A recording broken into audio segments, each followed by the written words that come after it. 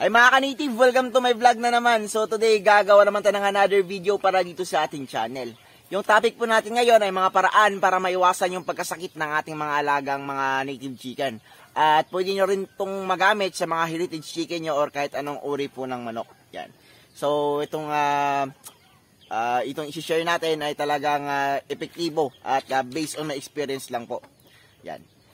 Pero bago tayo magsimula, nagpapasalamat po ako sa mga subscribers natin at mga supporters natin. Dahil po sa inyo, umabot na po tayo ng 4,198 subscribers. So talagang maraming salamat po. Dahil po talaga sa inyo ay lumalaki po talaga yung pamilya natin dito sa ating channel. So malaking tulong na po yun para dito sa ating mga alagang native chicken.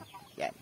So bago po tayo mag-proceed sa ating topic ulit, ay pakainin muna natin itong mga alaga nating mga manok para makita nyo mabuti kung gaano sila kalakas kumain ng pinopromote kong feeds na napakamura tapos magiging healthy ito ating mga alagang manok.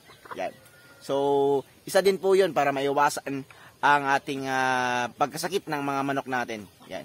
Dapat talaga maganda yung pakain nyo sa inyong mga alaga para magiging healthy sila. Tara, pakainin natin sila. Pakainin na po natin yung mga alaga natin.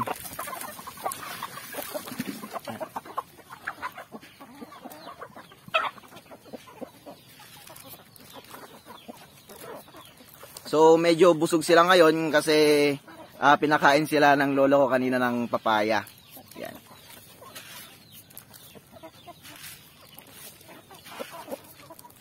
Yan, tingnan yung mga butsi nila. Ang lalaki ng mga butsi nila kasi busog sila sa papaya kanina kasi marami silang nakaing papaya.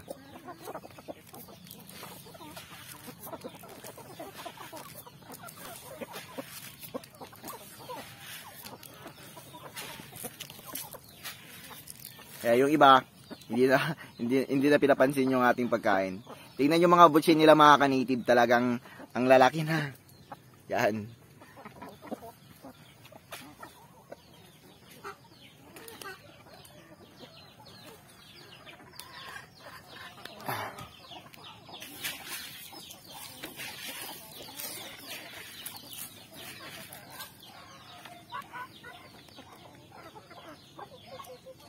So ito yung feeds natin na ginagamit. Yan, napakaganda po ng feeds natin.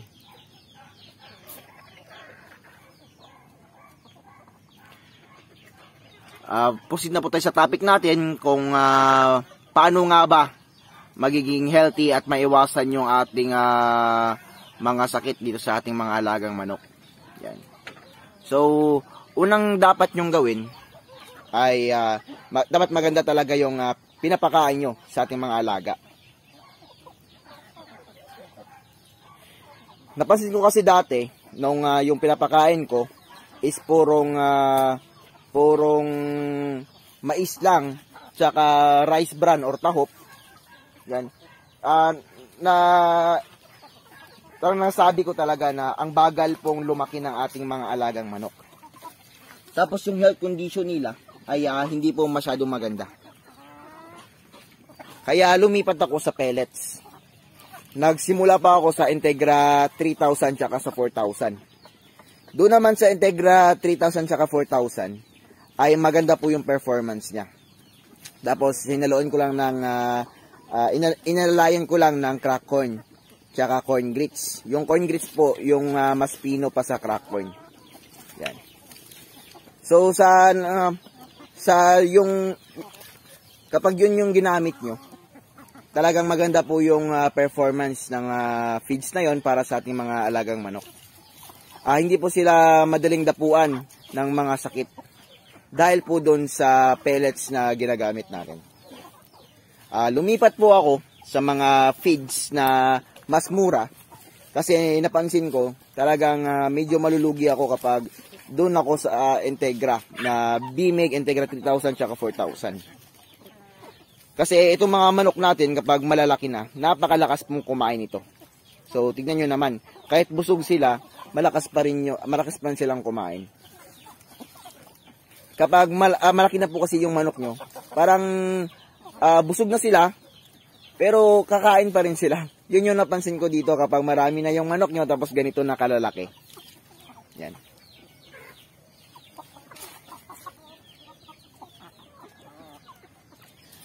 So balik natin sa ano natin sa experience about doon sa Bimig Integra. Sa Bimig Integra kasi sa ngayon napakamahal na po ng per kilo nun. So medyo malulugi po ako kapag yun yung gagamitin ko para dito sa native chicken natin. Okay lang siguro kapag panabong na manok. Pero kapag dito lang naman sa mga ganitong klaseng manok, native chicken lang, ay doon na lang ako sa mga mumurahin. So, yung una kong nakitang feeds na mura, ay yun yung Hulu GPP. Yan. So, yung Hulu GPP, nasa 980 pesos yung isang sako. 50 kilos po yun.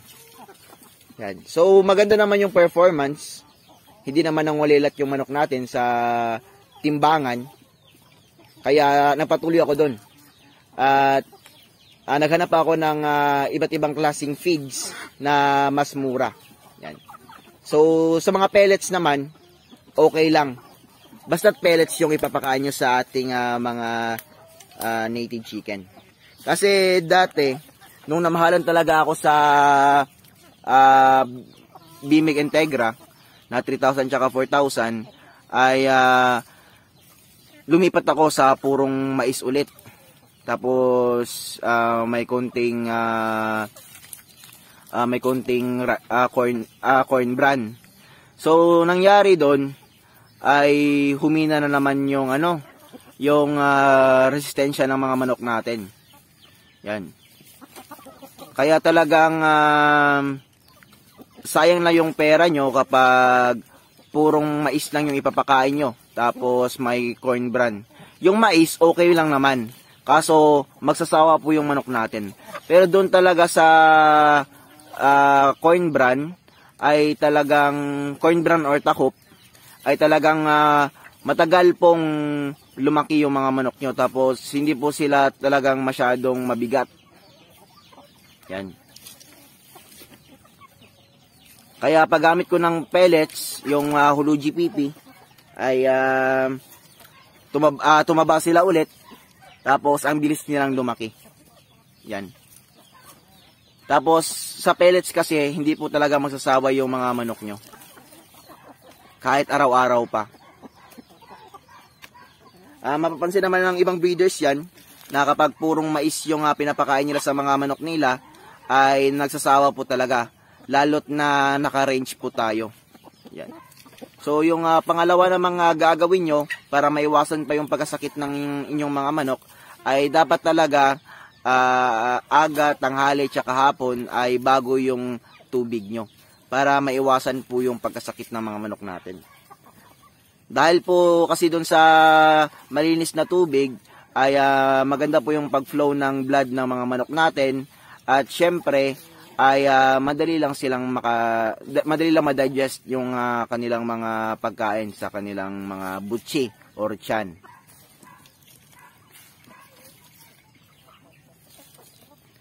Tapos, alalayan nyo ng mga prutas or mga halaman or mga damo dyan sa labas. Kasi itong mga manok natin, talagang kailangan nilang kumain ng mga greens. Yan. So, napansin nyo, nung una kong paglipat dito ay talagang marami pang mga damo. Pero sa ngayon, ay ubos na talaga. Yan. So, kukuha ako ng damo, ipapakita ko sa inyo na talagang kumakain itong native chicken natin. Kasi kanina, busog talaga sila. Napakarami pong papaya nung pinakain ng lolo ko kanina. Kasi pumupunta din yung lolo ko dito, tsaka yung papa ko. Tapos talagang sila yung nagpapakain ng mga manok. Kasi magandang tignan daw kapag nagpakain ng mga manok, kapag medyo ganito nakarami. So, itong mga manok natin, hindi naman masyadong marami. Pero kaya nitong mag-produce ng maraming sisiw. At kaya nitong mag-produce ng maraming manok. Kaya talagang excited na akong mag-breeding para ma-share ko rin sa inyo yung mga estilo ko sa pag-breed nitong ating mga native chicken. So kukuha muna ako ng mga damo. Tapos ilalagay natin dito. Yan, dito tayo kumukuha ng mga damo natin na ipapakain sa ating mga alaga. So marami dito, may mga ipil-ipil, dahon ng saging. So sa dahon ng saging kumakain din po yung mga manok natin. Basta yung dahon ng saging ay yung bagong tubo na dahon. Kasi kapag nung yung matanda ng dahon, yung medyo dilaw-dilaw na, hindi na po talaga masyadong tutukain yan ng mga manok natin. So itong mga halaman na ito ay pwedeng-pwede din dyan. So hindi naman talaga masyadong mapili sa damo itong mga alaga natin. Mga ipil-ipil na yan, pwede yan. Tara, kuha tayo dito at ibigay natin sa mga alaga nating native chicken. Yan, so yan na, binigyan ko na ng mga damo itong mga alaga natin. Yan. So sa pagbigay naman ng damo, pwede po every other day. Yan, ganyan yung tinutukan nila. Kasi kapag masyado namang palagi, ay magsasawa po yung mga manok natin dito sa ating dahon. So mas mabuti kung every other day. Kasi kapag na-miss nila ito, ay tingnan nyo naman, talagang malakas yung pagtuka nila. Tapos sa pagpakain nitong mga manok natin, hindi naman pwede na damo lang lahat. Kasi itong damo ay pang-alalay lang to para sa ating mga manok.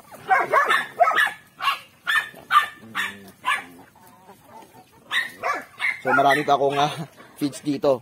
So hindi natin nila mauubos to. Kasi busog na sila. Pasensya na po, maingay po yung mga aso natin.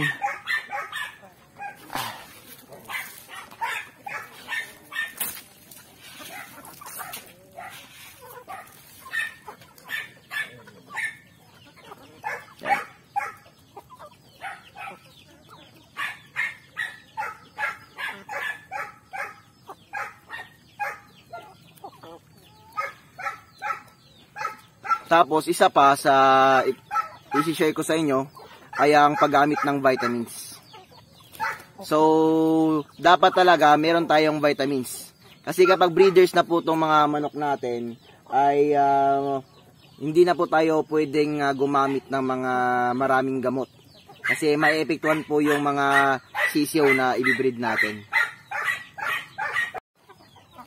Sa vitamins naman, ang pagbigay lang ay 3 times a week.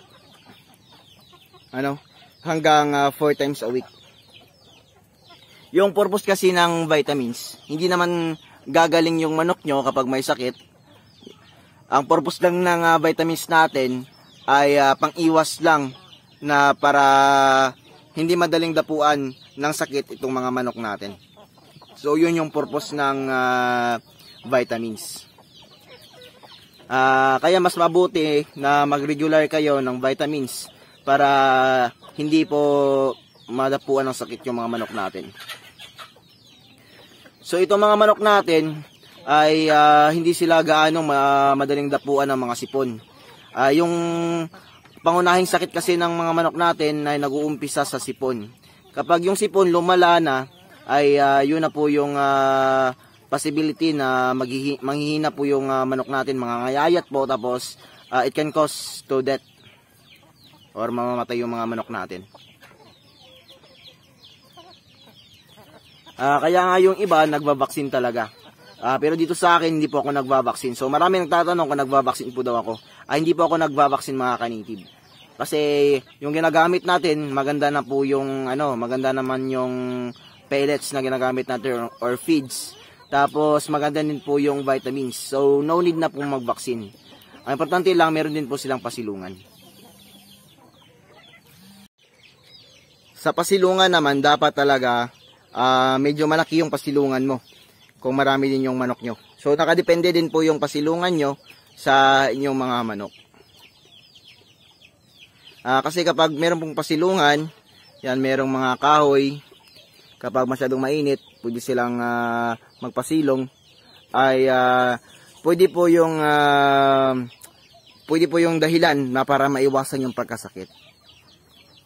Kasi kapag itong mga manok natin, kapag naulanan tapos nainitan, kasi dito sa Pilipinas pabago-bago yung klima or ang panahon, pwede po yung makakos ng sakit ng ating mga manok. Yan. So, dito kasi, maraming pasilungan. Yan, merong mga kahoy. Tapos, yung gusto ng manok ay mainitan sila. Kasi yung manok natin, pinapaganda nila yung balahibo nila. Yan, para maganda yung pag-alaga nila sa kanilang mga sisiyo. Yan. So, importante po yung balahibo sa ating mga manok. Kasi kapag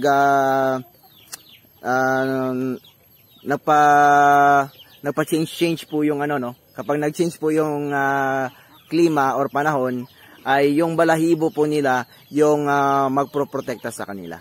Pero itong mga manok natin ay nabawasan na po yung pakpak. Kasi para maiwasan yung paglabas nila dito sa range. Kasi kapag nakalabas sila dito sa range, ay marami pong kawatan dito sa amin or magnanakaw ng manok. Kaya nilagyan talaga namin ng mataas na net at syempre binawasan namin ng pakpak para sure na hindi po makakalabas yung mga manok natin. Sana may natutunan naman kayo sa ating vlog ngayon mga kanitib. At yung ginagamit nating feeds para sa ating mga breeders ay vegan PTP na trimix. Tapos yung ginagamit natin sa mga sisiyo natin ay Essential Chick Booster. Yung ginagamit nating vitamins ay Quick Grow.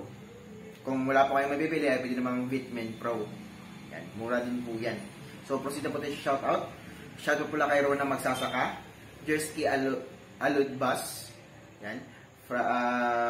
Shoutout pala kay Christopher Naputo, WPM 710 Spo Madge Tamundon, kay Nelson Lorete, Salvador Gutierrez, AJ Marquez, maraming salamat po, Jennifer D. Sodostas Sr., sa kaibigan natin na si Amado Quiñones, kay Raymond Saga, maraming salamat po, kay Ryan Aladim, kay Dan Daniel Salvatierra, kay Richie Hamurabun, kay Raider J Vlog, kay Rinaldo Papio, at kay Ma'am Princess Lisarte na palaging sumusuporta sa ating mga videos. Mga kanitib, kung gusto nyo magpa-shoutout, mag-iwan lang po kayo ng comment dyan sa ating comment section para ma-shoutout po kayo.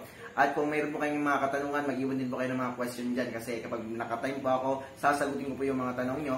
At namimili din po ako ng mga magandang tanong dyan para yun po yung itapik natin sa ating mga next vlogs. Kaya ano pa hinihintay nyo, magtanong na po kayo. At mga kanitib, kung napadaan lang po kayo dito or bago lang po, so please subscribe po and click the notification bell below para ma-notify kayo sa mga susunod kong videos. Yun lang po. At kita-kits.